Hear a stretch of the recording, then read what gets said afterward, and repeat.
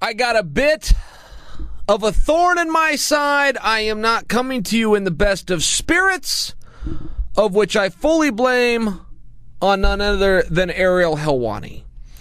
So I just had a conversation with Ariel. We were doing Ariel and the Bad Guy on ESPN Plus, and he infuriates me. He infuriates me at times where I have a hard time speaking and responding. I almost can't lower my IQ enough to engage in a conversation of thought with him. I like Ariel. This is not a Ariel session, but he still pisses me off whether I like him or not. And the topic had come up about Thug Rose going over to Brazil to take on a Brazilian challenger for her title. And Ariel voiced to me how much he did not like this idea for Rose, that she has been out for X amount of time, and now she's got to go to Brazil, and there'll be 45,000 people, and they'll all be cheering against her, and blah, blah, blah, blah, and she shouldn't have taken the fight. That just annoys me. That annoys me on so many different levels, particularly from the fact that this is a show. It is show business. The show must go on. And when you come at this from a perspective that everything needs thought and overthought and discussed and what is best for me, and how can I, as the athlete trying to gain ground in my career, go and make the right moves and give myself the best opportunity to win, that's infuriating. And while that may sound like that makes sense, it doesn't, and it's annoying. And I'll give you the answer in short. Should Thug Rose be stacking the deck against herself and it's insurmountable and she can't climb that mountain, then guess what? She loses and she drops the strap. That's the sport and that's the business. And it doesn't need overthought any more than that. And this is nothing about Thug Rose, FYI. I know she listens to the show and I do not want her to misinterpret my words here. She just happens to be the athlete that we were discussing. And every single time that a fight gets announced, and somebody wants to sit down and talk about talking and meet about meeting, it is infuriating to me. Okay? And there always seems to be two schools of thought here. And the promoter always seems to be the scumbag in the room. The promoter is always the liar. Now, the fighter cannot go through with his obligation. The fighter cannot go through with his responsibility. The fighter cannot go through with his commitment, but he's never the liar and he's never the scumbag. It always falls onto the promoter. And there always seems to be a narrative that the promoter told me and the promoter didn't follow through with it. I can't tell you how many times I have read this book and seen this movie.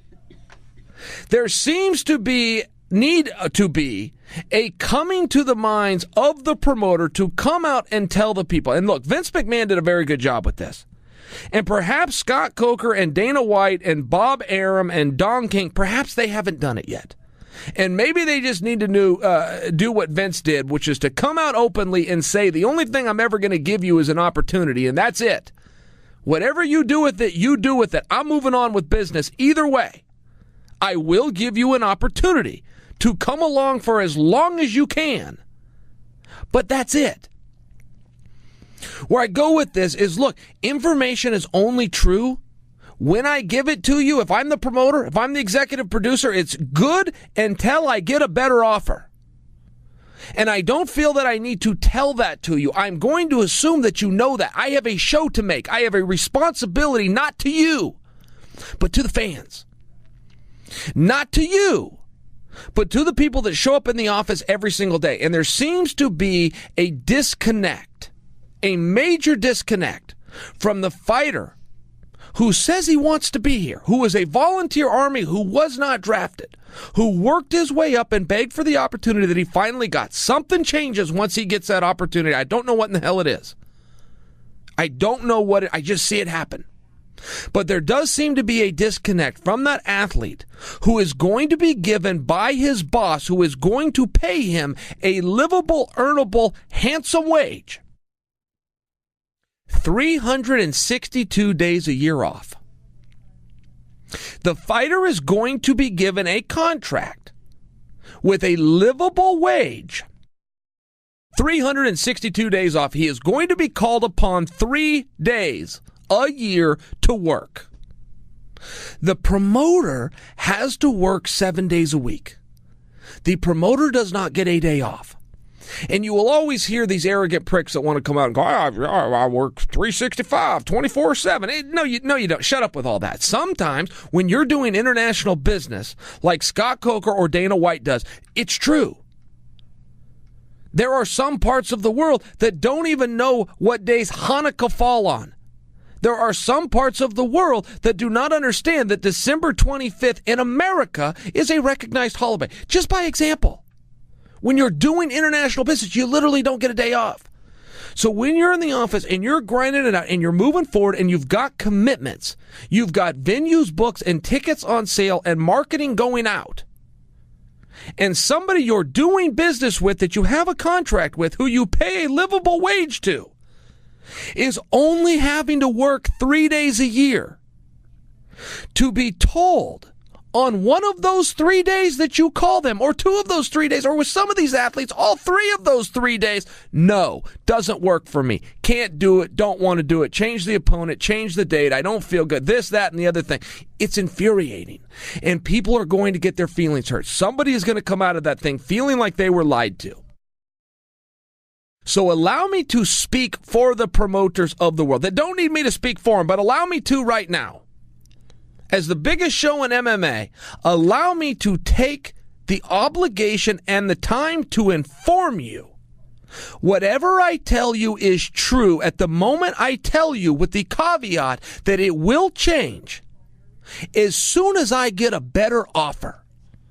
The moment a better idea comes, a more marketable idea that makes better sense in a sport that does not have a season, that plays 52 weeks in a 52-week calendar year. So things change extremely quickly. We do not sit down ahead of time and figure out the schedules. The Ravens are playing the Rams 3 Sundays from now. And the Patriots are taking on the Eagles. And then we're going to go into a playoff. No, it's not preset. The landscape changes. I would expect you guys to know that. I would not come out and tell you this because I would not think that I have to. I would assume that you know that. I would assume that you would be a team player. And I would assume that when you have a job that you begged for with a company that you wanted to be at, and it comes with terms that you get 362 days a year off, that you show up for work on those 3 days, on time, every time, with a smile on your face. I would assume that. And if you think the promoter's a prick for having that assumption, you're wrong. You're the one that's wrong.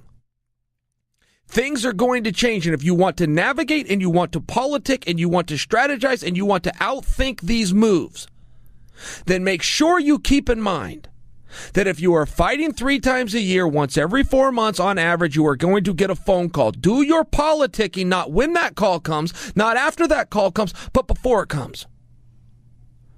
I will tell you right now, and I don't mean to come to you as the brainiac know-it-all that knows everything, but since 2011, I have never had a fight, ever, that wasn't a main event in a sold-out arena that I picked before my phone ever rang. I do not mean to personalize this and act like, Chael's got all the answers. But it is Chael talking to you, and I want to come to you with a level of credibility of telling you this is the way that it works.